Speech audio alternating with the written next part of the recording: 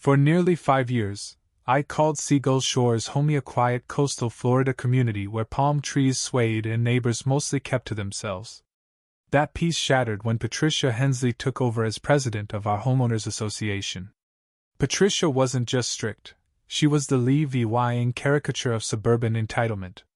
With her razor-sharp blonde bob and a voice that could curdle milk, she'd march into local businesses, demanding to speak to managers over the smallest slights. In Seagull Shores, her word was law, and her law was absurdity. She'd patrol the neighborhood with a ruler to measure grass blades, issuing fines if your mailbox strayed a shade from the approved Seagull Shores taupe. As a meteorologist with the National Weather Service, I valued rules that made sense, but Patricia's were a power trip, plain and simple. I kept my head down, swallowing her nonsense to avoid trouble until Hurricane Cassandra loomed on the horizon, and everything unraveled. It started with an email that pinged my inbox as I tracked the storm's path. Cassandra was churning in the Atlantic, a Category 3 beast projected to slam our coast in 72 hours. The email, from Patricia, was addressed impersonally, as if she hadn't cited me twice for Levi-ing my trash can out 10 minutes past pickup. Dear resident, it read, your unauthorized storm shutters, in an unapproved metallic gray, violate our aesthetic standards. All external modifications must be Seagull Shores taupe or sand. Remove them by noon tomorrow or face a $75 daily fine. I blinked at the screen, dumbfounded. A hurricane was barreling toward us, and she was worried about my shutter's color? I grabbed my phone and dialed her. Patricia, this is Daniel from 22 Seagull Lane, I said, keeping my tone steady. Those shutters are for safety, not decoration. We're facing a major storm. A long sigh crackled through the line. Rules are rules, Daniel, she snapped. If everyone picked their own colors, we'd look like a circus. Paint them or take them down. I pressed harder. Paint shutters during evacuation prep? That's ridiculous. Her voice dripped with smugness. You should have bought compliant shutters. Deadline's tomorrow. I hung up, fury simmering, but I had bigger priorities. Cassandra was gaining speed. As part of my job, I'd installed weather monitoring stations around Seagull Shores, complete with evacuation route signs. The Coast Guard had added their own warnings along our marina, a key emergency response point. The next morning, I was checking a station when I spotted Patricia striding through the neighborhood, a large tote bag swinging from her arm. Something about her purposeful gait raised my hackles.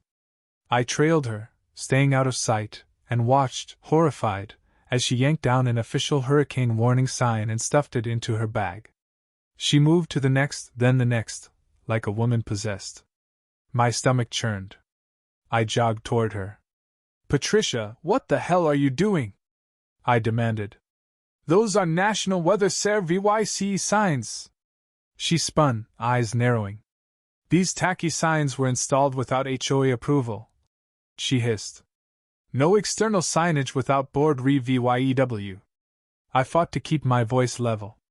They're emergency warnings, not lawn ornaments. You can't remove them, it's dangerous and illegal.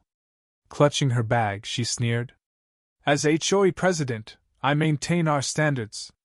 If the government wants signs, they can file an application. My hands shook as I pulled out my phone.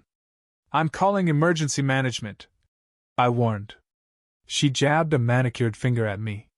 Go ahead, and explain those gray shutters while you're at it. That's due law 150 in fines already. I dialed my supervisor, who alerted the Coast Guard. Meanwhile, Patricia continued her rampage, even tearing down the massive evacuation map at the community entrance. By noon, as residents boarded up windows and packed cars, she called an emergency HOA meeting at the clubhouse. About 20 of us showed up, most visibly irritated to be dragged from storm prep. Patricia stood at the podium, her voice syrupy with fake charm. Thank you for coming, she began. I've removed the unsightly government signs cluttering our beautiful community. I need a quick vote to approve my actions. Before anyone could react, the clubhouse doors swung open. 2 Coast Guard officers, uniforms crisp, strode in alongside my supervisor. The room froze. The taller officer's voice cut through the silence. Is Patricia Hensley here? Patricia raised a hand, her smugness wavering. I'm Patricia Hensley, president of the Seagull Shores HOA, she said, as if her title outranked theirs. Ma'am, the officer said, you've been reported for removing official hurricane warning signs and evacuation notices. Is that true? Patricia's chin lifted defiantly. Those signs violate our aesthetic guidelines and lacked approval. I have every right as president. The officer's jaw tightened. Those are federal property. Removing them during a state of emergency is a federal offense and endangers this community. Gasps rippled through the room. Patricia's face paled, but she doubled down. They clashed with our color palette and weren't mounted per our bylaws. The second officer stepped forward. Where are the signs now? She pointed to a closet. In there, but I'm complying under protest. As the officers retrieved the bag, my supervisor pulled me aside. Someone's tampered with our equipment, disconnected wind monitors and a tidal gauge. Know anything? My gut twisted. I turned to Patricia, who was now bickering with the officers. Patricia, did you touch the weather stations? She glared. Those ugly poles? Yes, I unplugged them and stored them in my garage. They weren't approved either. The taller officer shook his head. That equipment is critical for tracking this hurricane. Your actions could have cost lives. A quiet neighbor, an older man named Carl, stood, his voice trembling with rage. You're telling me our HOA president's been ripping down safety gear and signs because they don't match our paint swatches? The room erupted, residents shouting over Patricia's gavel-banging demands for order. The officer's voice boomed. Ms. Hensley, you're under arrest for tampering with federal equipment, removing emergency signs, and reckless endangerment. As they cuffed her, Patricia's composure cracked. This is a mistake, she shrieked. I was protecting property values. Outside, a Coast Guard vehicle waited. My supervisor rallied us. The hurricane's accelerating landfall in 48 hours. We need volunteers to reinstall everything. Every hand shot up. 3 weeks later, Cassandra spared Seagull Shores, thanks to swift evacuations and restored equipment. Patricia wasn't so lucky.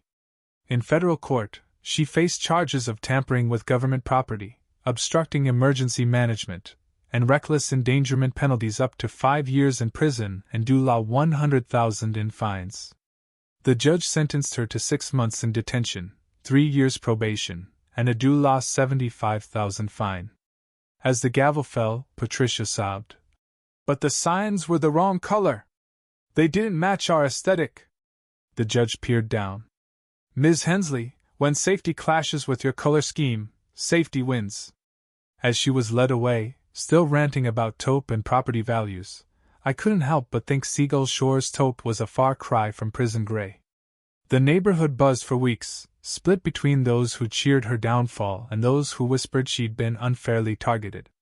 Either way, Seagull Shores had a news story, one that'd be told for years.